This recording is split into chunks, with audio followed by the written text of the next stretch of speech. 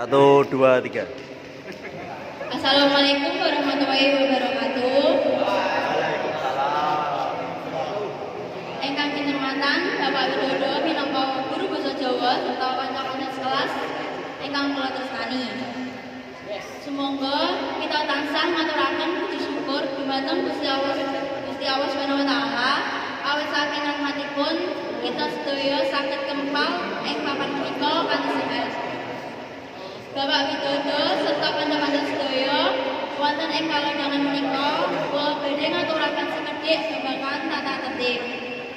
Kita sedaya mangertos bilih saben papan menika nggadhahi peraturan.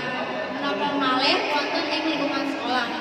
Wonten ing sekolah kita kedah pituduh dumateng tata tertib kados dene minangkaken seragam ingkang jumbuh kalian aturan boten bolos garap tugas sedaya saking guru. Saben peraturan menika nggadhahi sanksi utawa paukuman kagem sinten kemawon ingkang nglanggar. Menawi kita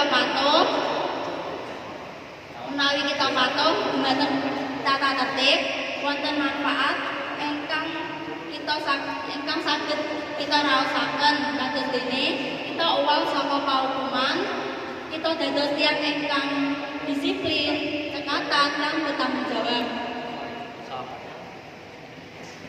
Sifat menika badhe lumampah ing diri kita lan saged dipunterapaken ing masyarakat.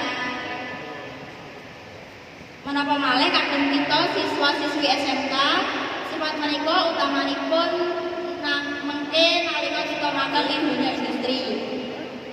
Mekaten sasara ingkang saged kula aturaken, mugi-mugi kita sedaya dados siswa ingkang disiplin lan tanggung jawab. Nyuwun pangapunten wonten menawi kaluputan atur. Wassalamualaikum warahmatullahi wabarakatuh. Waalaikumsalam warahmatullahi wabarakatuh.